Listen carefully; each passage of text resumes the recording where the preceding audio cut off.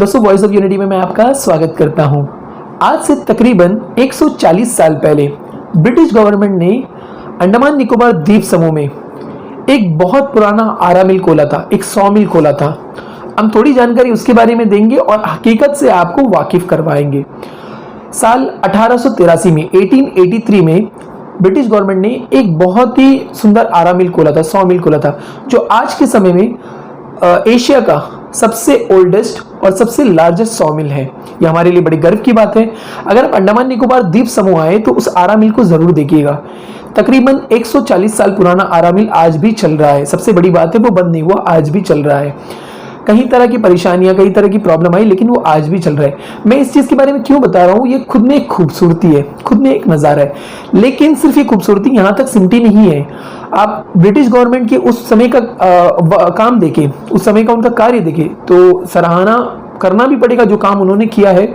जिस तरह उन्होंने ब्रिज बनाए, जो पुल बनाए, जिस तरह जो जट्टियां बनाई थी, वो आज भी मौजूद है, वो आज भी सुंदर नज़ारा दे रही हैं। अगर आप देख ले उनके बनाए हुए जो जट्टी हैं, उसमें आज बड़े बड़े बोट आकर बैठते हैं, उसके बावजूद भी उसमें कोई नुकसान नहीं होता है। अगर मैं आपको बताऊं कि आज हम लोग किस बारे में चर्चा कर रहे हैं तो आप भी बड़े हैरान होंगे। चाटम सॉ मिल जितना खूबसूरत नजर आता है 140 साल बाद भी, आप उसके सामने का सड़क अगर देखें, ब्रिटिश गवर्नमेंट ने इतने साल पहले बनाया था, वो आज भी खूबसूरत है, जिसको आज फॉरेस्ट डिपार्टमेंट मेंटेन कर रहा है। लेकिन उसके सामने की सड़क को अगर आप देखें, जिसको अंडमान निकोबार एडमिनिस्ट्रेशन मेंटेन कर रहा है, तो आपको पता चलेगा कि पहली नजर में अगर कोई देखे तो उसको ऐसा लगेगा वर्ल्ड वॉर 2 यहीं पर हुआ था, इन सड़कों पे हुआ था, क्योंकि गड्ढे इतने बड़े बड़े हैं तो लगता है कि आसमानों से बम बरसे हों करके। ऐसे भी चाटम टू बोमूफ्लाट या तो चाटम टू डंडस पॉइंट का सफर काफी मुश्किल भरा होता है। स्कूल का जो समय होता है, इसमें हम लोगों ने पढ़ा था कि समय का सदुपयोग करना चाहिए। अगर आपको इसके उलट अगर कुछ सोचना है, समय का दुरुपयोग करना है, तो ये चाटम टू बोमूफ्लाट या चाटम टू डंडस पॉइंट का सफर कर लीजिएगा। समय की सबसे ज्यादा बर्बादी आपको इस सफर में ही नजर आएगी। सिर्फ ये सफर अगर आप तय कर ले तो इसमें पता चल सकता है कि समय कितना बर्बाद होता है। उसके ऊपर से जट्टी में उतरने के बाद एक ऐसा सड़क, जिसको सिर्फ सड़क नहीं बोलेंगे, सड़ा हुआ कह सकते हैं आप, पूरी तरह से सड़ चुका है वो सड़क। सारी जगह सिर्फ आपको गड्ढे नजर आएंगे। और गड्ढों की खूबसूरती बढ़ाने के लिए अगर मौसम सुहाना हो और बारिश हो जाए तो गड्ढे आपको काफी बड़े बड़े नजर आएंगे और ऐसा लगेगा कि छोटे छोटे गोलों में पानी भरा हुआ है। ये पहला हिस्सा हो गया। ये सड़कों का हाल तो हम कई बार बता चुके हैं, लेकिन कोई है कि सुनने वाला नहीं। चेहरे पे नाक है, मुंह है, आंख है, लेकिन शायद कान नहीं है कि जो वो हमारी आवाज को सुन नहीं पा रहा है, जो लोगों के दर्द को सुन नहीं पा रहा है। अब दूसरा नज़ारा मैं आपको बताना चाहूंगा। आपने कई स्टेट में, कई राज्यों में, कई देशों में देखा होगा, बहुत सुंदर सुंदर पुल बनते हैं, बहुत सुंदर सुंदर ब्रिज बनते हैं, जिसको देखकर दिल खुश हो जाता है, मन मोह हो जाता है कि इतना खूबसूरत ब्रिज भी बन सकता है, इतना खूबसूरत पुल भी बन सकता है।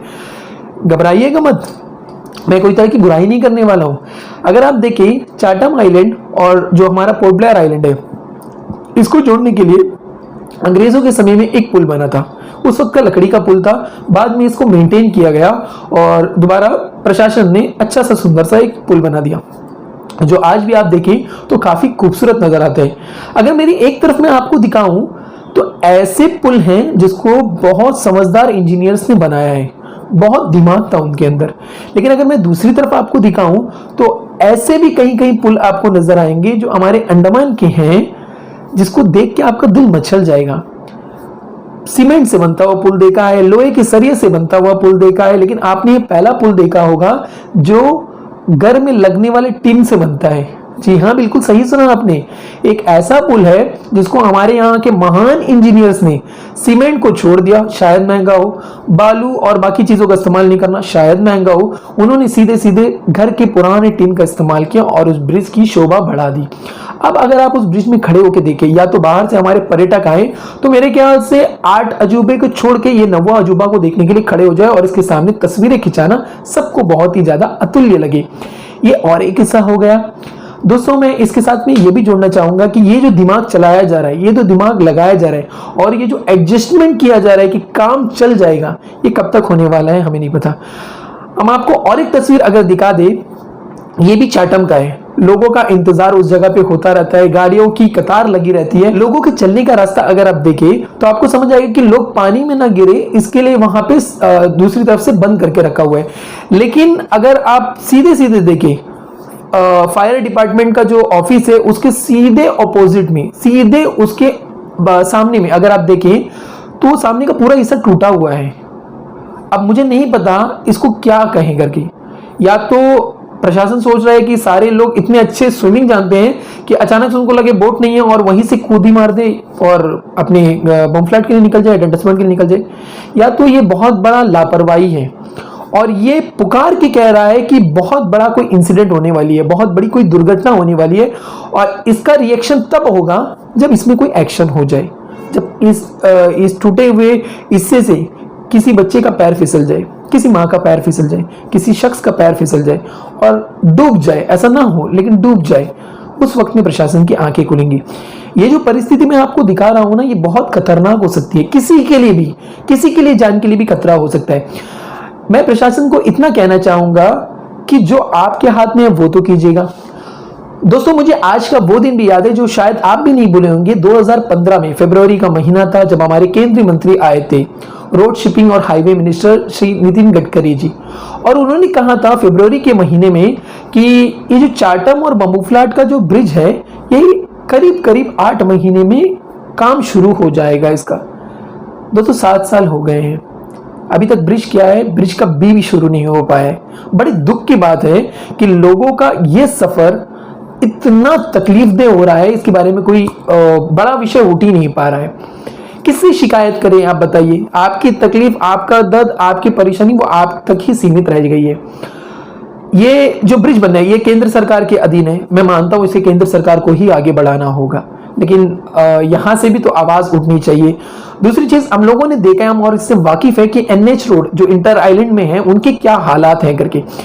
ये एनएच रोड और जो ब्रिज का मामला है, जो पुल का मामला है, ये दोनों मैं जानता हूं और आप भी वाकिफ है इस बात से कि ये केंद्र सरकार के अधीन है।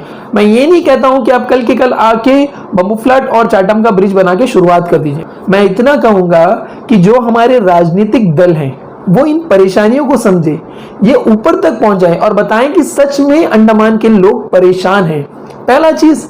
दूसरा, केंद्र सरकार के अधीन जो काम है वो तो छोड़ दीजिए, जो कम से कम अंडमान प्रशासन के अधीन में है, इन सड़कों के गड्ढों को सुंदर बनाने से बेहतर इनको सड़कें बना दे, एक अच्छा तरीका का सड़क बना दे। और जो पुल की खूबसूरती आपने बढ़ाई है और इंजीनियरिंग का करामात दिखाया है टिन से ढककर, इसको कम से कम शर्म करके ठीक कर दे, क्योंकि अंडमान में लोकल के अलावा पूरे भारत से ही नहीं विदेशों से भी लोग आते हैं। और जब वो लोग देखते हैं कि इस तरह का पुल, जो इतना पुराना पुल था, जो ब्रिटिश के वक्त में बना हुआ था और बाद में अंडमान के प्रशासन ने उसको मेंटेन किया, 2 आइलैंड को जोड़ने का काम करता है वो ब्रिज, चाटम आइलैंड और पोर्ट ब्लेयर को, उसको कनेक्ट करने का काम करता है, और उसमें आप लिपापोती करके टिन से बंद कर रहे हो, तो सोचिए देश में और विदेश में अंडमान का कितना नाम होगा। दोस्तों, मैं सिर्फ इतना ही कहना चाहूंगा कि ये जो चीजें मैंने दिखाई है, जो चीजें मैंने बताई है ना, ये आपकी रोजमर्रा की जिंदगी का हिस्सा होगा। कई लोग इसे देखेंगे, कई लोग इसको अवॉइड कर लेंगे, कोई बात नहीं, ये तो हमेशा होने वाली बात है। गड्ढे तब तक गड्ढे आपको लगेंगे जब तक कि वो आपको परेशान ना करे।